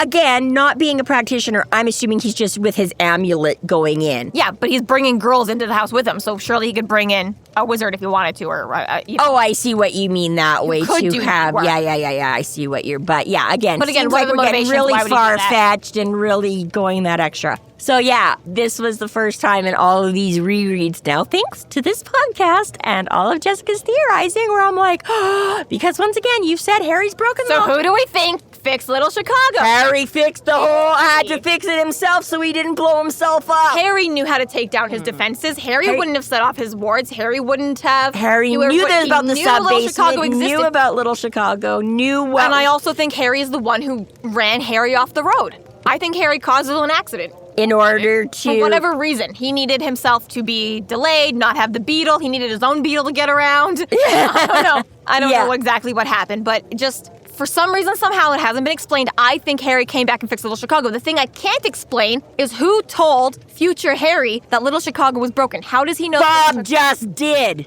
Bob just showed him. Backwards? That's That gave me shivers. Sorry, that was clipping a lot. It was. That was very loud. I could hear it in my. Because I was gonna say, I'm like, that's that. That was my point. Is Bob just fucking told him it was broken? now he knows in the future to come back and fix it for himself. Yes. That's the part that I couldn't figure out. And I'm like, he still has to know it's broken. And if Bob didn't tell him it was broken, he doesn't know it's broken. Bob did just tell him it's broken. That's hilarious. But that's that a paradox in itself. It is a paradox, It is, but but Bob explained he that has to fix 25 it. chapters ago. But he has to fix it. So how... That's a paradox. I don't know. Right. It is. The gatekeeper. I agree. The gatekeeper has it's to all tell him. weird, yeah. Yeah. But yes, I was like, oh my god. Somebody outside this- of that loop has to intervene somehow for it to not be a complete And paradox. I don't know, will BBC here find out somehow? But yeah, I was all of a sudden, I was like, oh my god. Like, again, it makes, because again, before you're like, oh, okay, something else that'll come up or whatever. Because again, but just had lots of little nuggets that have played out as he's still writing another book, so something's gonna. But yeah, this was the first time where I was like, holy shit, Harry came back and fixed his thing. Which I was makes sense. But it's set up so well for it just to be Lachiel. It is. But it also just makes you wonder. But you've got that point, because Bob would have, unless she's controlling him while he's in Little Chicago and Bob can't tell. Yeah, like you say, right? It just starts setting up to be so much more convoluted, which But it could I be. like your theories. It could be. That's fun. But exactly, right? And again, because after that, and he's like, so they'd have to know this, and they'd have to know this, and they'd have to know this. And Bob's like, yeah, I'm saying it would be really, 47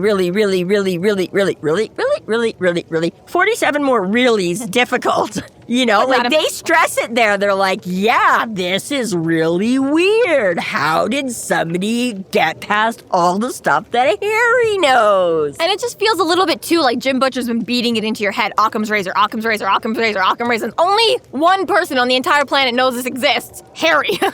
Yeah. Well, Harry in a spirit.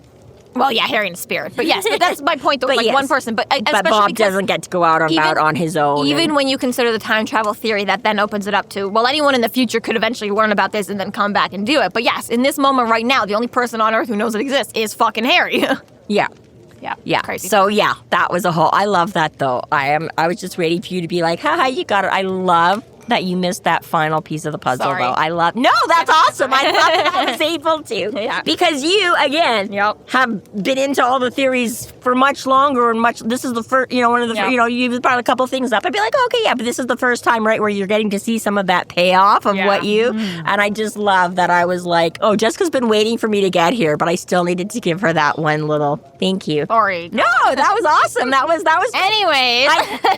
The only thing I'm sorry for is what we did to everybody's eardrums a few moments ago, because you had both of us going off the scale there for a little. If you're still wearing earphones when you listen to this podcast, that's on you. So Murphy drops by, returning Harry's shotgun for Thomas. Yeah, which is nice of her to make that extra stop on the way. But she's like, you didn't even clean it. She also informs him that she's being evaluated and that Stallings will likely be taking over SI and that she'll be demoted, now partnered with Rollins. Da-da-da! He did so well, he got promoted to SI. You lucky bastard. But I think he'd actually enjoy that. Yeah. He's a good member of that team. He is a good member of that team, absolutely. And, that's what Harry says. He's like, yeah, he knows some shit and he's willing to believe, which is good. But, again, doesn't do a lot for his career. But, again, since, as we found out in Deadbeat, he'd already been busted back, twice, then, I was like, well, I guess you're not really going anywhere too fast anyway, so. I think it also frees up Murphy as well, because, she's no longer the, overseer of SI. She's not running an entire department now. She's got less responsibility, so she could do other things. Yeah. The one thing that doesn't make it hurt as much, and it does hurt, but, we like Stallings and we like Rollins. She didn't lose her job to Rudolph, and she didn't get paired up with Rudolph or whatever. Stallings is solid. We haven't seen a lot of him, but we have seen him, and yes, he's decent. And again, Rollins, who we have had in the last couple books, is quite decent. And again, we know he's got There's some justice in this world. Yeah. But there are a couple that, right? So she already said, she's like, yeah, I disappeared. I'm probably going to get demoted, which she did. But again, she's like, I have now lost all my seniority to you. And that kind of sucks, right? You're like, but now it's not even you can, okay, you got busted back down, but you can make, it's now. I'm just concerned about what that pay cut is, because that probably also fucking sucks. That probably also she's a homeowner. I was going to say, thank God that house has been paid off for 100 years. Yeah, right. I mean, maybe not that long. It's only a grandmother. But yes. Yes, exactly. Yes, thank God she's got some stuff. But yeah, so it is. But again, Murphy takes it incredibly well. And I get it. That's partly Murphy's personality, is that she rolls with the punches because she is strong and whatever. And again, she does have some benefits to being established and having her, right? But no one to blame, really. No one to blame. Yeah, but that's what I mean, right? She takes it in stride and isn't. I was like, I don't know, man. I think I'd be really fucking upset over all that. But kudos to you, Murphy. I mean, again, it just, for several reasons. Just, you kind of need to. And also, yes, it does speak to your personality that you're like, well, I made my bed, I'm lighting it. So, yeah, exactly. Yeah. Even though where Molly is not taking it so well, where Dresden didn't think that Cassius had made his bed and laid in it, we're like, Murphy's like, dude, reality, yeah. So it is too bad, but it is very sweet where, again, she's not blaming Harry for it. And they have a hug. And again, I appreciate and I don't appreciate where he's like, it was just a friend between hugs. It didn't mean anything. And I'm like, that's cool, I get. But at the same time, I'm like, but you know what, though? I can definitely also see it from the other side where I was like, I have had lots of guy friends where that is all you want in the moment is a platonic, we're friends hugged. And there's always that one who never sticks behind the line anyway. So at the same time, I got it. I was like, Murphy is luckier that at least there are times where you don't assume absolutely everything is an opening and an invitation, but just to drive that nail into the coffin that there's nothing happening here, folks. And then Thomas calls like a fucking weirdo. 5 minutes after she leaves, Thomas is like, so did you get my shotgun? Literally, he just set that whole thing up like, oh, Murph, you're the only one who can bring back this shotgun. I'll be pulled over for illegal handling, but you can just carry guns around all over the city. And, you should go say goodbye to Harry anyways. Yeah. And you're both stupid. God. Oh, yeah. I love it. That listen to her. Love moment. I loved it, too, because you think he's going to come out with some, profound something, right? He's like, well, I talked to Murphy the other day. He's like, oh, yeah? What'd she say? Or whatever, right? He's like, you're just both fucking idiots. That's all. Not the, well, I can tell because she I was just like, that was beautiful. I like how he just sort of left it at that. He's like, I'm not even going to tell you. I can just tell you're both fucking. But again, he gives Thomas that opportunity too. Thomas, do you have anything, maybe just cash? I'm just throwing it out there for no reason that you want to talk about. And he's like, nope. He's like, fuck you. I know you fucking know what I was asking, but okay, fine. And another little throwaway line of practicing on his guitar for a little bit too. Yep, still working that hand that doesn't work and taking it out on there. Knock, knock, knock. Knock, knock. Who next? Holy fuck. Every end of the book, it's just like a fucking farewell tour for this guy. Right? right? All right, which loose end do we have left? Okay. Ebenezer, who we've been kind of fighting with for a couple of books now. because we found out some not nice things about Ebenezer in book 6 that Harry had. I mean, we were all like, yeah, okay, checks out. He's a super badass. Not just a badass. But Harry had issues with some of it and needed a couple of books to digest all of that. Not only that, And but he's learned new information in this book. He has learned new information because, yes, at the start of this book, after it all goes down, Ebenezer kind of tries to come and be like, hey, let's go grab some lunch. He's like, I'm busy, I gotta go, and takes it. He's still. And even though he's had virtually no contact with Ebenezer, between that moment and him showing back up again at the end of the book at another trial, obviously the events have been enough for Harry to process because soften it up for him. They haven't talked about shit. They haven't worked shit out. Harry's finally been like, okay. Now that I'm a mentor. Now that I'm a mentor. Also, now that there's so many other pokers in the fire that we didn't know about. Maybe there's a reason that there's some secrets on this side too. And everything's not as black and white as I wanted it to be for a minute there when it was my feelings on the line, right? We covered this a little bit in the last episode, but essentially, Harry's like, I didn't realize at the time because it was all in Latin, but somebody must have fucking stuck up for me. You always say you weren't there, and there was a bag over my head the whole time, so I didn't know. Yeah, clearly, you were like, I think you're a fucking liar, and that maybe you were the one that was there that was bargaining for my me. life. Yeah, exactly. You were my defense attorney. Exactly. And because literally he's like, nobody else on the fucking council likes me. Yeah. Anybody else has sort of been friends made since and or through Ebenezer kind of a thing, right? So he's like, yeah, it makes sense. Again, I didn't know anybody at that time. You were the only person. Which is funny to me because if Harry didn't even realize that that's what happened in his own trial, I like that he went to this one already ready to treat it like a fucking lawyer. Argument thing. He's like, I don't know what went down the first time, but this is how I'm going to do it this time. Exactly. And again, who knows, maybe he has slightly... Because she's like, well, we don't do that anymore. He's like, we do, we just haven't done it. So, exactly, it's one of those things, either did Harry check, since becoming a member of the council, is he kind of, and just, again, like we do sometimes as kids, you just never put it together until suddenly you have reason, who knows. But, yeah, it is... It's nice to see that, right? They've got this little bit of a make-up moment kind of a thing because, Ebenezer's been kind of waiting for the others. He's been kind of left out because Harry hasn't even really wanted to talk to him or sort it out or ask him for anything, right? So, he's been like, okay, Harry's pissed at me. We may have permanently damaged this relationship. And getting that olive branch now, right? It's nice to see that Ebenezer still wants it. And that even though Harry might not be receptive, he is still kind of coming to check on him and after all of this, right?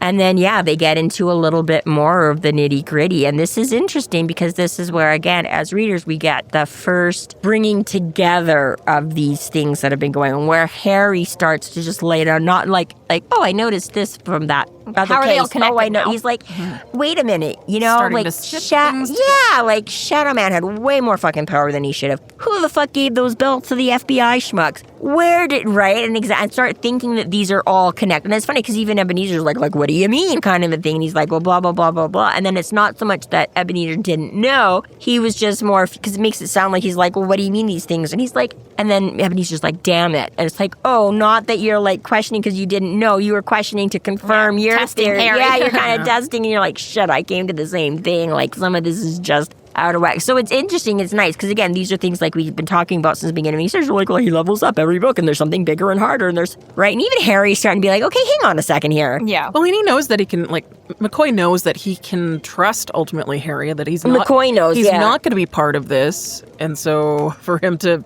he doesn't have, he's not really sure about some of the other ones. Well, he has that suspect. So and again, and a little bit of, I don't necessarily want to give you more information if you don't know what's going on. But for McCoy to be 300, 400, 500 years old going to a 30-year-old and being like, this is what I'm looking at. He might think Harry too, but if Harry himself has now come to this conclusion, it's like, okay, we can actually talk about this now. I don't want to worry you when you were still a little baby, but... Yeah, exactly. Or if you didn't know, but obviously, exactly, you are... McCoy might not also be necessarily entirely convinced himself himself yet, so hearing it out of the words of somebody else is... And that is obviously a little bit like... so maybe I'm not being paranoid. I'm not just being biased. I'm not connecting dots from what it's like somebody else is seeing the same thing here, yeah. And this is the frustrating thing for readers, because sometimes when you read a book and the sky is purple, you're not supposed to question that. You're like, the sky is fucking purple. That's not a hint. That's not a clue. In this world, the sky is purple, right? Yes. So you need this moment at the end where the author can be like, no, this is suspicious. We never did figure out who gave the FBI those wolf pellets. We never did figure out if Mab's wink to Harry was insane Mab or not insane Mab. We never, it's things like that where it's like, okay, as readers, sometimes you're forced to just accept this is the reality of the world, this is it. But okay, here's the irrefutable proof that this is weird to Harry as well, okay? Exactly, right? And where some of those things that you take as a throwaway line, like Sandra's, where you think okay, that's just right.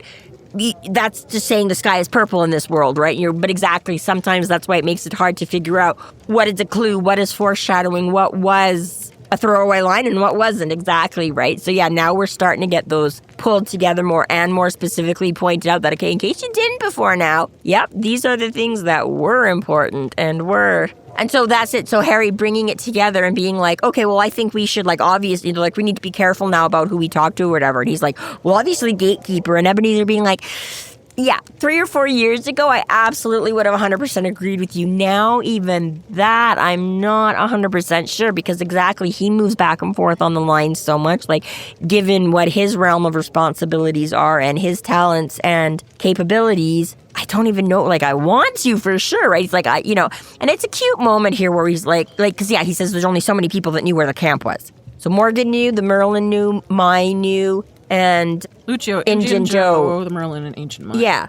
And I love this moment where Harry's like, well, Morgan's a dick, but it wasn't him. Okay. He's no traitor. The first time I read that, I was like, okay, you know what? I actually agree with you on that point. But then we went through the whole, turning, he was willing to fucking turn on him in the fourth book. That I'm like, well, would he if he thought? But anyways, no, probably he's straight, fine. My issue is, well, how did they get all the kids there then? Did they put bags over their heads and wouldn't any of the kids been, tempted to necessarily be like, the kids might have known, but if they were at a boot camp, they might not have been able to tip off anybody. That's my only question, though, is, couldn't a vampire have basically, cornered a young wizard and been like, hey, you're gonna go to boot camp in a week.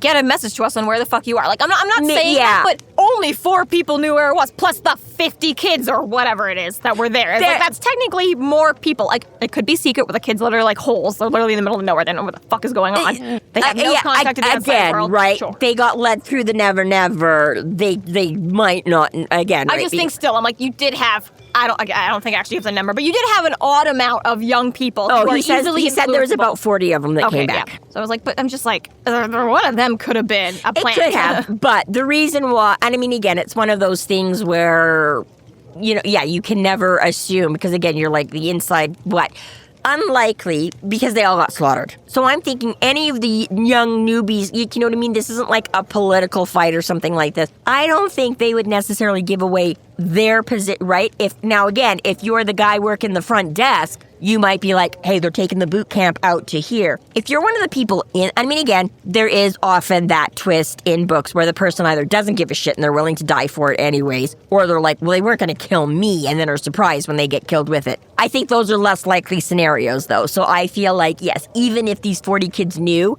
I don't see a benefit to any of them siding with the vampires that are killing all of them. You know what I mean?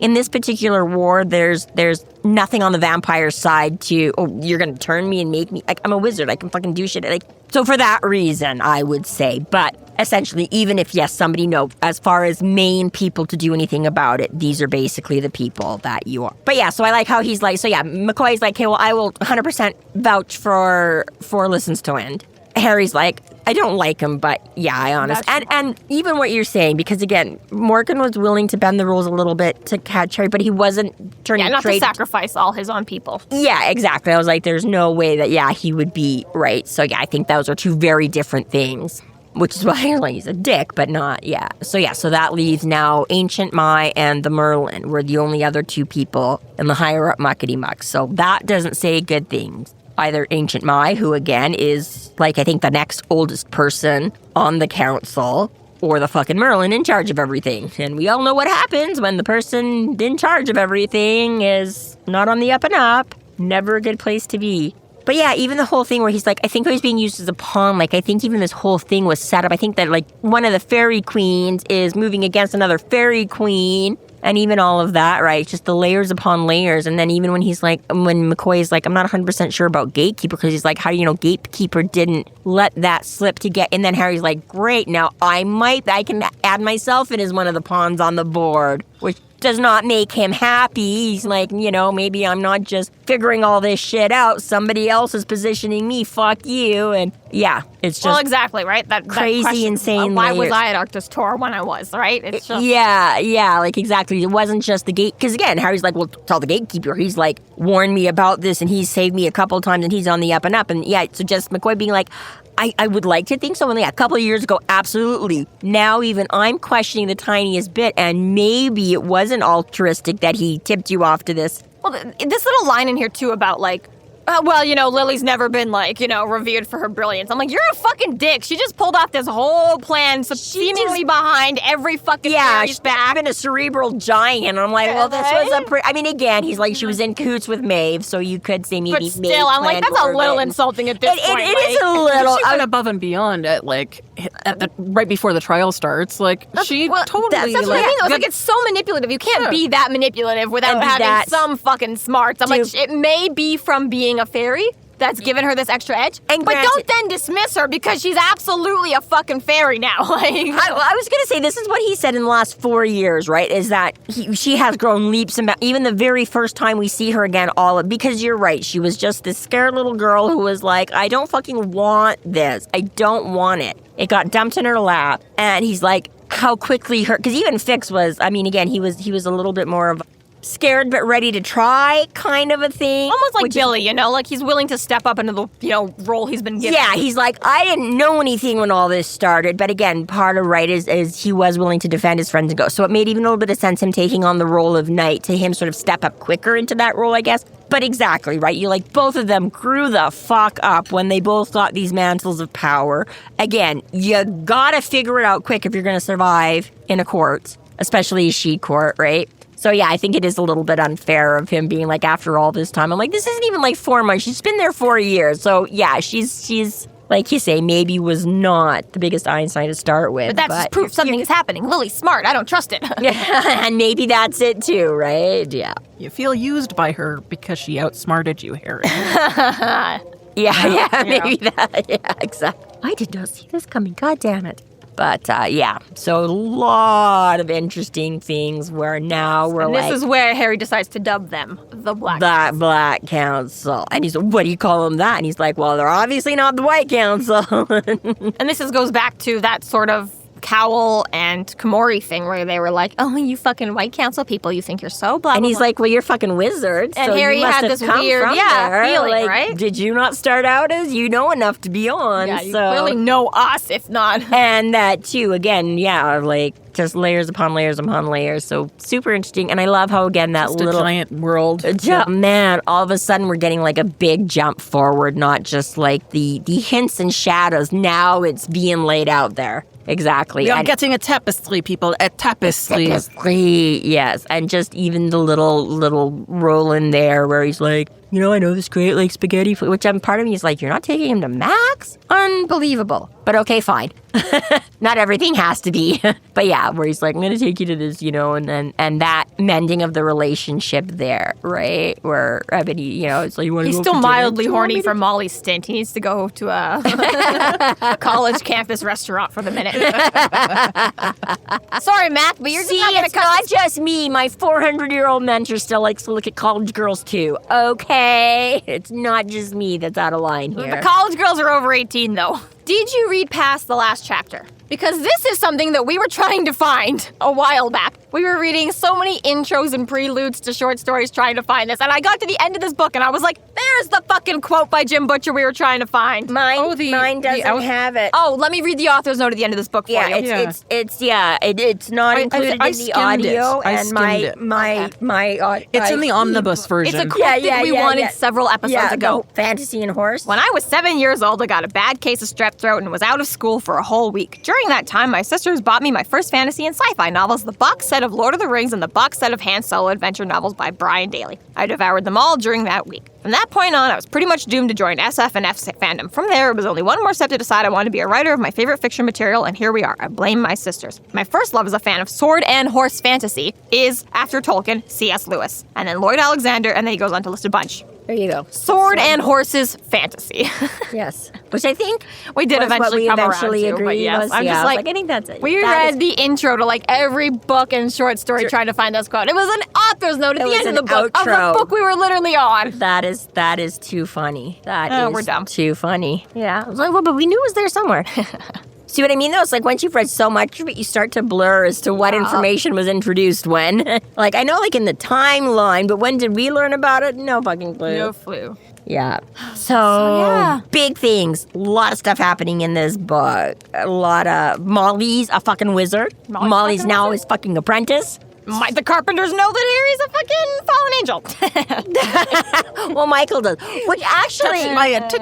Actually, I would like to address that because we sort of skipped over at the time. So in the car ride after this, when Michael is like, well, you know, the only way to ensure you're not going to be tainted is to give up the coin and put down your magic because you can't be tempted into shit you can't do, right? And then when he drops off Molly and Charity comes running out, right? So he has that conversation about... Didn't tell my secret, did you? Exactly, right? So he's like, I know you're infected by a fallen angel, but I have... because, I mean, imagine if Charity had that information, she would have been even more pissed and untrusting, more suspicious of Harry than she was, even just as him being just like an annoying wizard guy, right? So I guess Michael has his secrets too. Has his secrets too, right? Obviously, he hasn't told the rest of his family, whether it's his wife or anybody else, that Harry. And then exactly, Charity comes out and is like, did you tell Michael and Molly? And he's like, it's not my secret to share. If you haven't told them yet, it's not my place, so no. So yeah, it is, right? Michael and Harry both have a couple, right? So... Michael's not going to tell everyone he's a fallen angel. He's not going to tell Michael that his wife used to be like, no, it sometimes just skips a generation or can appear out of nowhere or whatever. Like, haha, weird. Just enough of the truth. But just enough. But yeah, I did find that an interesting sort of point where exactly that Charity is concerned enough about it to sort of be like, hey, so where, like, thank you for doing all this. But yeah, did you spill my secret?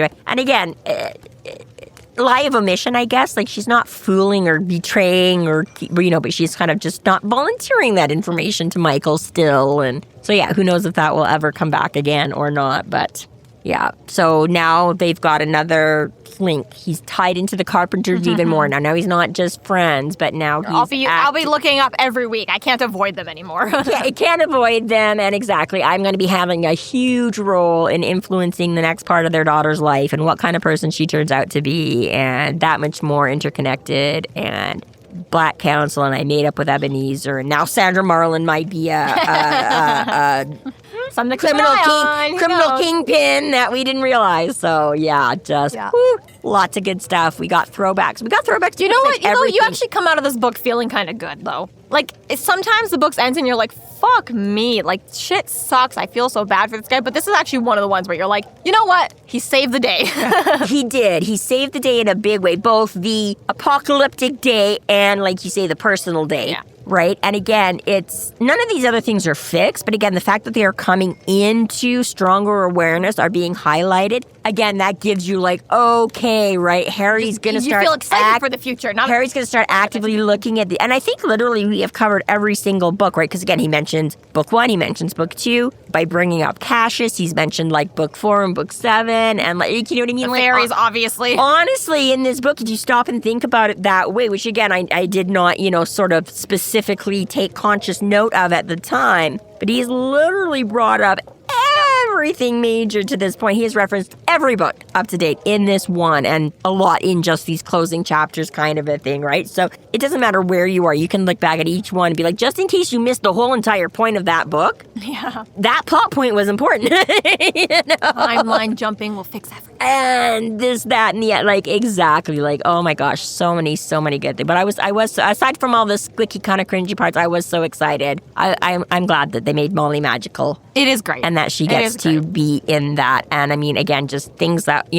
are going to come because of it in the next couple of books are just, fun and cool. And I was like, all right, I'm okay with that. And honestly, yeah, like you get rid of the whole like weird sexual tension, and Molly's a fun character. She's got Harry's humor, you know. Yeah, exactly. She's got a lot of and very fun to see where they differ. Like again, the age gap and things like that, where certain things come up and just the difference between like their jokes or their sense of humor or their LOL. Well, yeah. It's just it makes for some really fun moments, and also makes it really interesting to see out of those 7. And again, could be 100 million ways you could write it. Maybe Molly got the last of that magical energy because she was the oldest, and the older Charity got the lesson. But are any other Carpenter kids going to end up popping up as magical down the line, right? It leaves you that possibility that there's 6 other kids that may or may not. And hopefully pave the way with Molly that they won't try to hide it now and go crazy. And pave the way with Molly that they're like, yeah, let me get some help with this right away and not... Yeah, as older siblings do, they pave so many roads for the younger ones. So listen, when puberty hits, you got to know this. If you want mom to let you go out, this is how you manipulate her. If you want to... Just be invisible, okay? It's not that hard. Yeah, that too. So, lots of exciting things leading up to White Night, which unfortunately we're not going to talk about an interview with until January. But in 70 days, guys, White Night. This concludes our episode 17.28, The Black Council. Thank you for listening. You can find us online at freeflowrambling.com and McAnallys.ca. There we have links to our other podcasts, social media, and other fun tidbits. Please subscribe if you like what you're hearing, and please consider supporting us through Patreon to keep the magic alive and to see more content. We are Free Flow Rambling.